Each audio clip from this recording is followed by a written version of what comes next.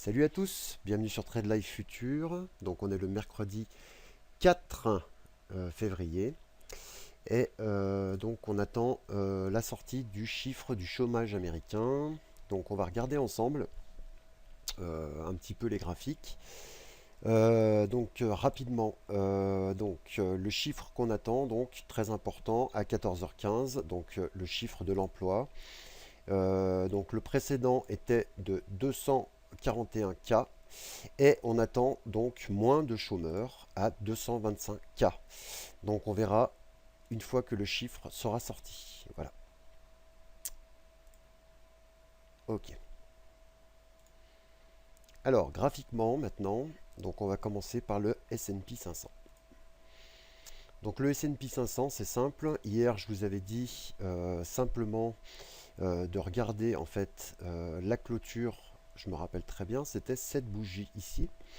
On était en fait en train de casser donc cette résistance de, on va dire, 2025. Ensuite, on a fait cette bougie rouge, donc un peu sur ce trend oblique, bien qu'on l'avait un peu dépassé. Ensuite, on a fait une grande verte, et là, on fait un petit virage. Et on va voir donc pour éventuellement aller chercher des supports. Donc déjà, les plus bas de ce matin, qui sont ici. Les plus bas de ce matin sont à 2039 et ensuite en dessous on aura ce support intraday qu'on voit ici en 4 heures.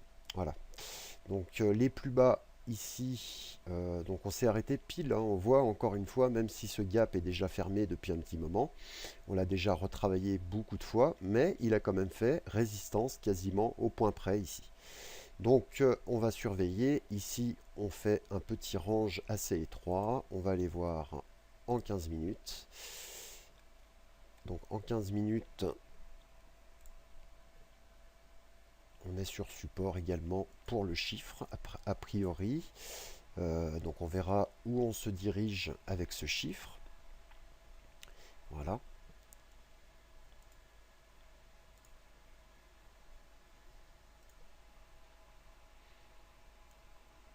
Voilà. Donc ensuite, on va regarder le dos. Le dos 4 heures. Donc le dos 4 heures, c'est un peu pareil. Donc on a une alerte haussière tout simplement parce qu'on commence à faire vraiment un espèce de reversal. Ici on a vraiment cassé un seuil important qui était les sommets ici du 30 janvier. Donc tant qu'on tient sur cette zone et qu'on est en dessus de cette grande bougie, même si on part un petit peu en dessous, il n'y a pas vraiment d'alerte, hein.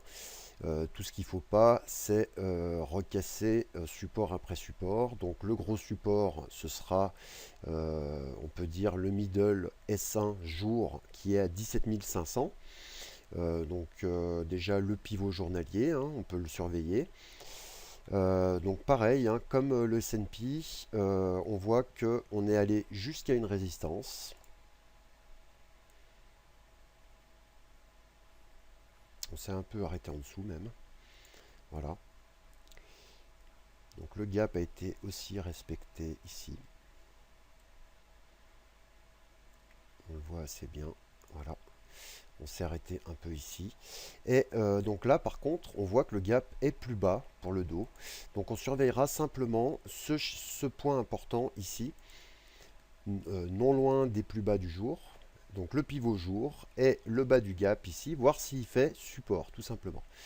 On va regarder pivot jour en 15 minutes.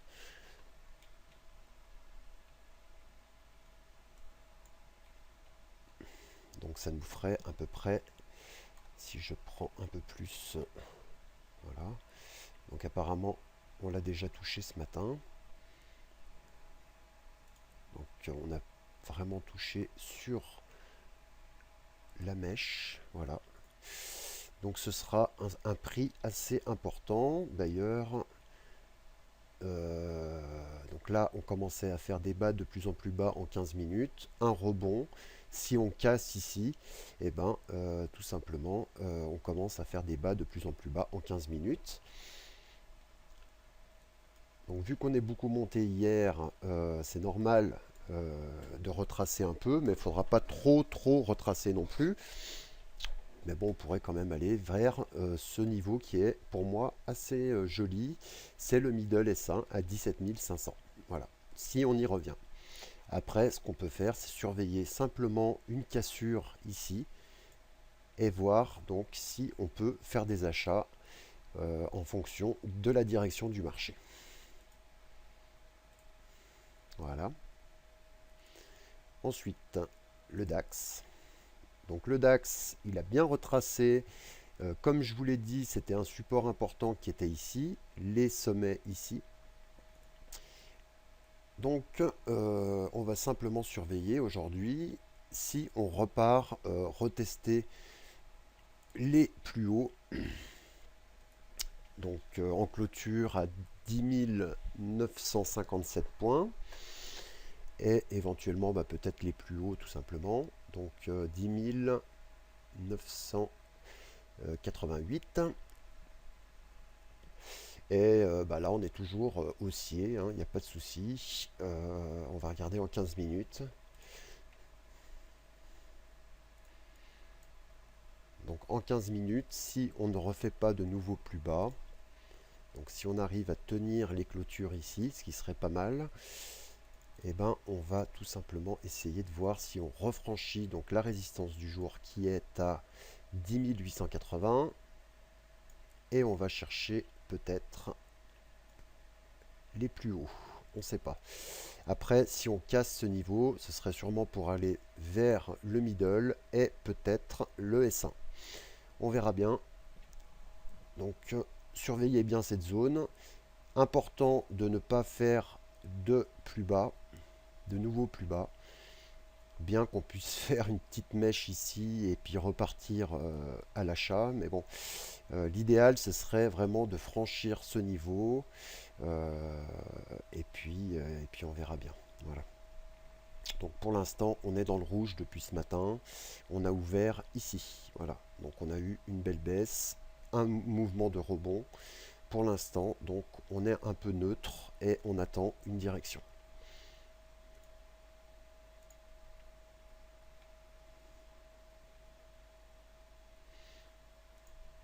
Voilà. Donc juste rapidement le Nikkei. Donc le Nikkei, si je prends un peu de recul, donc on a eu donc une belle petite hausse. On est sorti d'un canal par le bas, mais donc les acheteurs sont encore là tout simplement.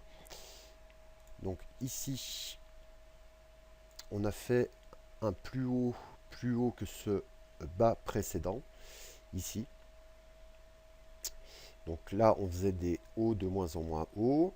Et ici, on a peut-être un potentiel changement de direction. Donc on surveillera le retracement des cours.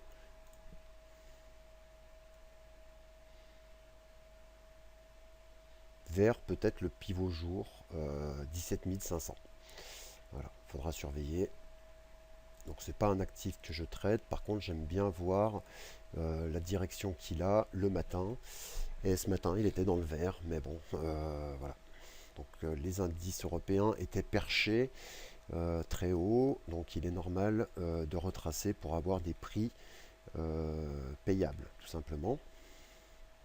Donc rapidement, un petit point sur l'indice italien MIB. Je sais qu'il n'y a pas beaucoup de gens qui le tradent, mais il est très sympathique. Donc il faudra surveiller simplement des prix, donc 9790.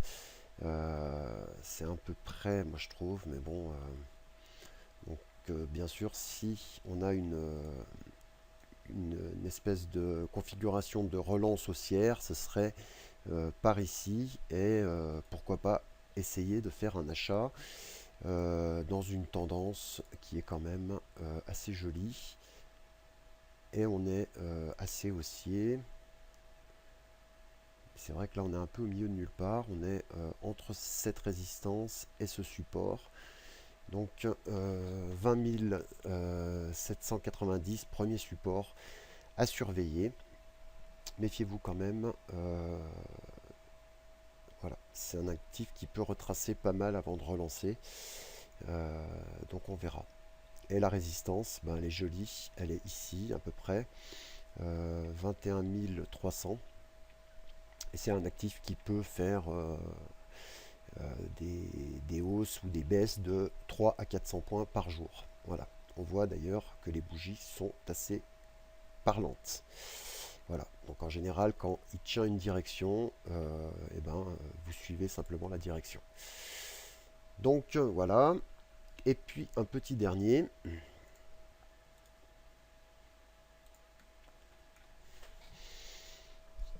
Donc le petit dernier, le T-bond américain. Donc j'ai publié hier un support. Donc c'est ce prix ici. Donc on voit que à chaque fois qu'on y revient, pour le moment, à part ici où on a fait un trou, un test et ensuite on l'a repris. Donc là on est dessus. Est-ce qu'on va aller plus bas? Ça dépendra des indices US. Donc c'est une tendance haussière. Pour l'instant, pas d'alerte baissière plus que ça. Surveillera simplement si on reste sous ce biseau.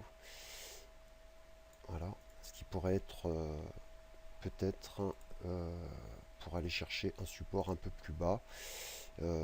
C'est pas ce qui manque, les supports, donc voilà. Donc ici, moi je n'y fais rien.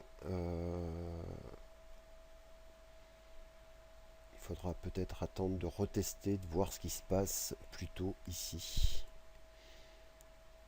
On surveille ce qui se passe avec le chiffre tout à l'heure.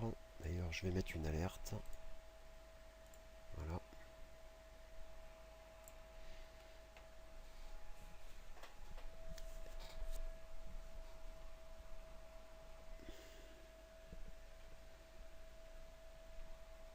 Donc voilà, ça fait déjà assez d'actifs à surveiller. Donc j'aurais pu éventuellement voir l'eurodoll, la gueule qu'il a. On va la mettre à la place du Nikkei.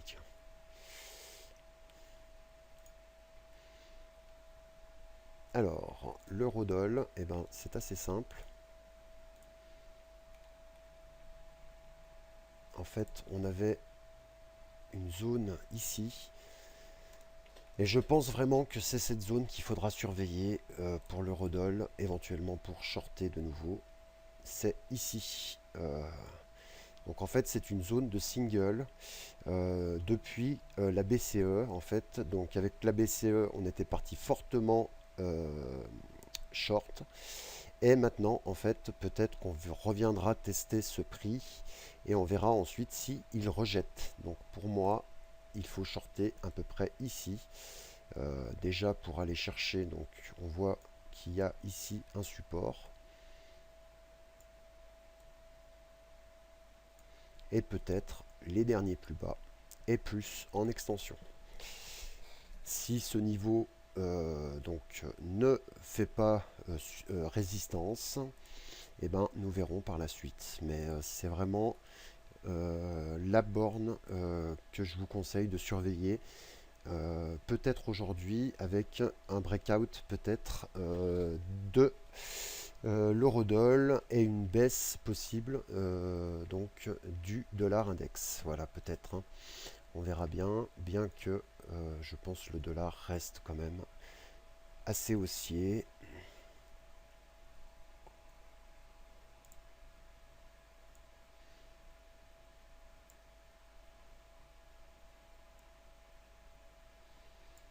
Donc là, peut-être qu'il a cassé un niveau assez important.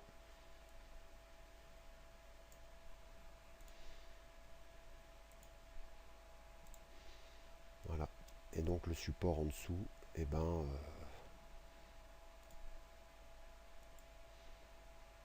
voilà. On part short avec le chômage et ensuite peut-être on casse. Soit on part à la hausse.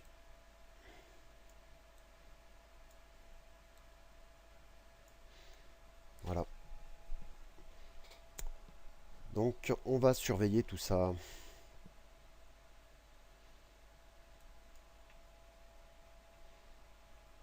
Donc vraiment, l'eurodoll, pour moi, c'est ici qui surveillera. Et on verra bien. Voilà. Je vous souhaite à tous de bons trades. Soyez prudents avec le chômage tout à l'heure. La volatilité devrait être assez forte. Je vais juste regarder les dernières cotations du VIX d'hier.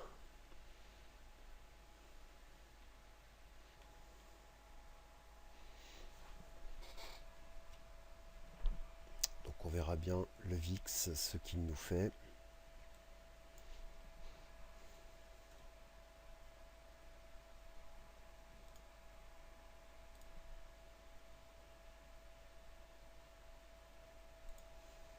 Donc niveau important 19,65 et une cassure possible donc des plus bas ici tout simplement à 19,06, à peu près 19 on va dire. Sous 19 et ben, les indices devraient monter. A contrario, si on commence à avoir des inquiétudes, remonter vers 20, ce qui nous donnera du short sur les indices. Voilà, tout simplement. Donc je vous souhaite à tous de bons trades et donc ici je vous ai mis donc une offre si vous êtes intéressé, soit pour être formé sur la plateforme Ninja Trader ou pour apprendre à servir de Ishimoku comme il faut. Voilà, il vous suffit d'ouvrir un compte et de m'envoyer un mail pour que je vous parraine chez IG. De cette façon, vous aurez une petite formation gratuite. En fait, vous pourrez ouvrir un compte, par exemple, avec 200 euros. Moi, c'est IG qui me donnera une petite rémunération. Et vous, ben, ça vous coûte absolument rien. Voilà. Je vous souhaite de bons trades et puis à bientôt sur Trade Life Future. Bye bye.